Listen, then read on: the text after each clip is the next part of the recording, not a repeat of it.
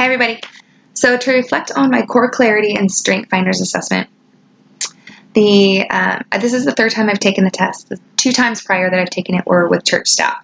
The one was the whole church staff, and the second time it was just our children's ministry staff taking it as a team, getting the results, going to a retreat, and talking about our own strengths, each other's strengths, and how we can better work as a children's ministry team based on the strengths. One thing I've never had before is the core clarity follow-up call, which was really interesting. It kind of helped me better understand things that I might not have picked as a strength for myself, and understanding how it really does fit into who I am and what I'm doing.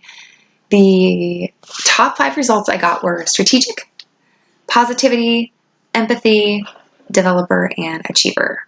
Of those 5, the 2 that I'd never had before were strategic and developer. Ones that I had before were connectedness, adaptability, includer, things like that. During my clarity call, it was really interesting to find out that I kind of was frustrated with some of the things that used to be strengths that are no longer strengths of mine. And he said, those are still your strengths. It doesn't mean that they've gone anywhere. It's just that other things, as you're growing and maturing in your faith and changing what you're doing and adapting, that different strengths will start to emerge within us. And, those other ones aren't gone at all. They're still there, but they just kind of interchange. And depending on what we're doing and where we're going, just that different strengths, we need different strengths at different times. So it was very refreshing to hear that. My core clarity coach call was with Charlie. And something very interesting we found out is that shortly after we started the call, we somehow came across the fact that he is really good friends with my old boss and pastor and mentor who got me started in seminary. So they're really close friends, and that was just a neat connection also. I've taken the Myers-Briggs test before, and my mentor and I have the same Myers-Briggs personality type. It's ENFP. And so I said, oh, that's so funny. You know Steve, and Steve and I actually have the same personality type. And he would, oh my goodness. And just based on the conversation we had, I could totally see that. So it was a really fun call. I felt very connected to him. That was great. Actually, so much so that our call went over at least half an hour. But he didn't mind, and so I didn't either. Some things that were really interesting also were, so other than just our strengths, toward the bottom, they broke it down a little bit in the quadrants. 2 of the ones that popped out for me were the trailblazer and the pace setter.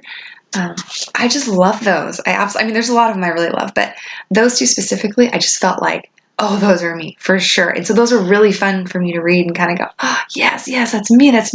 I highlighted and I circled and I wrote yes next to things that yes, that's me. Specifically, individual contributors, likes to get things done. The pace setter is one thing I noticed is to a T. However, it's also very negative. It could be very tiring in my life. So specifically, highly motivated and motivational. They keep going and going. They like to shake things up, which is definitely positive, is definitely something I like to do. And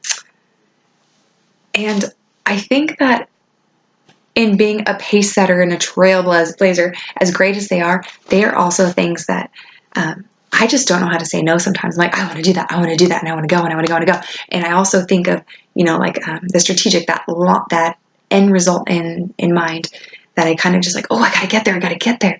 And it makes me want to keep going.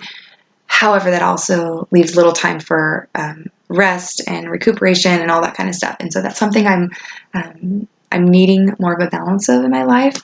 And I've definitely been praying for and been working toward. However, I still haven't found it quite yet. I'm still very much overloaded with all the things I have going on. But at least I'm a positive person, and it seems to be going okay so far. So anyway, I hope you all enjoyed my reflection, and I look forward to watching all of your guys' videos and hearing what you guys gained out of this experience. So bye.